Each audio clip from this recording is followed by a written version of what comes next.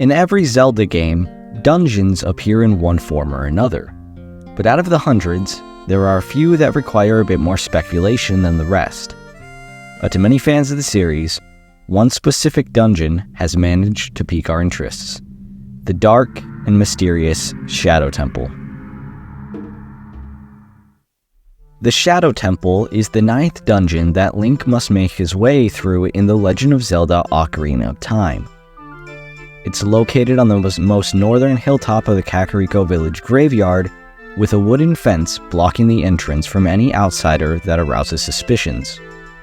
The first question I asked myself when I played this game many years ago was, why was such a dark and gloomy dungeon centered in one of the happiest villages that Castle Town folks ran away to after Ganondorf's uprising during the 7 years of Link's slumber? The entrance is only accessible via the Nocturne of Shadow, which Sheik teaches Link after the darkness from the well attacks them. Not to mention that the word nocturne means reflecting the mood or feelings of nighttime, and if you look at the word a little longer, you notice that when you remove the E, you're left with nocturne, which is short for nocturnal, meaning done, occurring, or active at night. Another point is that the minute you enter the temple, you are required to have 3 things: Din's Fire to open the main door surrounded by unlit torches, which we'll talk about later, a hookshot used to cross the infinite gap between the inner door and the fake wall, and finally the Lens of Truth, which is used excessively throughout the dungeon. I think it is technically possible to complete the dungeon without it, but you would have to memorize the patterns of every moving platform and every fake mural, not to mention the invisible silver rupees and keys. To get a simple grasp upon what the dungeon lore is, I looked into the official Zelda encyclopedia, which states, beneath the graveyard in Kakariko Village lies the Shadow Temple. This place holds many secrets of the dark, blood-stained history of Hyrule. Just this quote was a major help to my investigation. But whose blood-stained history are we actually talking about? Directly below the entrance to the temple are 2 graves, and in between, a symbol of the Triforce. As young Link, you played Zelda's Lullaby and entered the royal family's tomb. As you progress, you notice the tomb is filled with skeletons and bones scattered along the walls. Progressing further, you come across breathing dead bodies still in the flesh. At the farthest point lies a mural that states, "This poem is dedicated to the memory of the dearly departed members of the royal family," where you learn the Sun Song. The fact that the royal family's graves are located directly beneath the Shadow Temple's entrance is no mere coincidence. Even more evidence is found on the tombstones located on the left and right of the engraved crest. Carved in the stone is "Here lies the royal composer brothers, Sharp the elder and Flat the younger." Interacting with the gravestone allows you to battle the 2 brothers. When defeated, Sharp the elder shouts in agony, "Gya, you killed me. Unbelievable." "Oh, what? You're not one of Ganondorf's men, are you?" "Because of my role as a ghost, I had to act like that. I apologize." He introduces himself as one of the ghostly composer brothers of Kakariko Village, then goes on to say that all the people in this village are born to serve the royal family.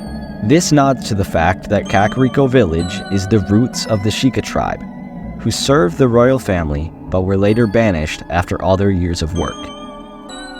He then explains that he was assigned to study the hereditary mystic powers of the royal family, referring to the mystical powers that they inherited from Zelda and Skyward Sword via the reincarnation of Goddess Hylia into human.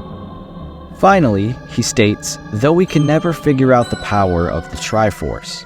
During the prologue to Skyward Sword, we see that the Triforce was in the protection of Goddess Hylia, meaning that the royal family most likely tasked Sharp and Flat to research their powers, because they don't know where they came from.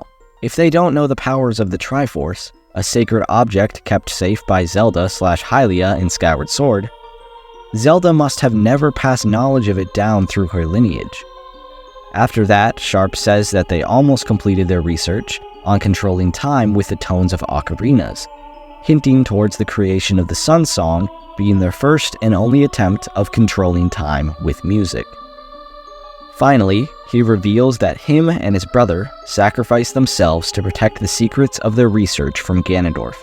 I think with all this information, we can for sure say that the royal family is definitely connected to the secrets and evil related to Kakariko Village, the home of the Sheikah.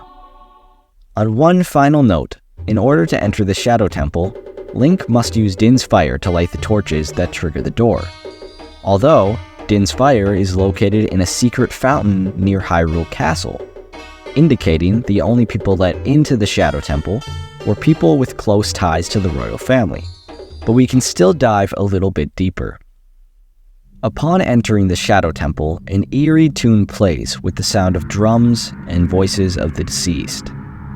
Link comes face to face with a dead end, and upon touching the wall, a message appears stating, "The shadow will yield only to take one with the Eye of Truth handed down in Kakariko Village." From this, we can assume that the Lens of Truth is heavily used to access parts of the dungeon that was possibly made by the Sheikah, with their symbol being the same eye on the lens and the entrance of the door. Continuing deeper into the temple, Link makes his way through a maze of fake walls to find Dead Hand and the hover boots. Back on the topic of Dead Hand is where another clue reveals itself. Link enters a seemingly innocent room, but as he walks along the soil, a hand sprouts out and viciously grabs him, as the creature known as Dead Hand reveals itself. Human bloodstains cover its body in spear-like hands. Its face somewhat resembles one of a zombie's, with its jagged teeth and wide-open mouth. With this information, it appears as though Dead Hand could have possibly been a human that ended up becoming lost in the maze-like corridors and rotted away. And if you think I'm reaching, just look at all the re-deads in the temple. They were once humans or corpses, at least being possessed by spirits, as well as the Stalfos. So the chances of Dead Hand once being a human aren't as low as you may think. Progressing on through tight corridors of the dungeon are large blades held up by metal chains, being used in the same way a guillotine is used, to carry out executions, usually by beheading. In a further room, two statues resembling Grim Reapers spin gigantic scythes around in circles to easily catch people who aren't paying attention. Along with all of the jail cells, it's not hard to figure out that the dungeon was definitely used for what seems to be execution or confinement. Near the end of the temple, Link finds a fairy with a decayed skeleton wearing a red veil as a figurehead.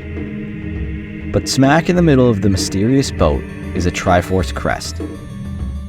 This isn't that much of a surprise, being that the royal family's tomb is located right next to the entrance to the temple. It wouldn't be reaching that far to say that these two crests could be connected. Possibly the spirits we see floating around past the ferry are fallen members of the royal family trapped in purgatory for their sins, waiting to make their way to heaven or hell.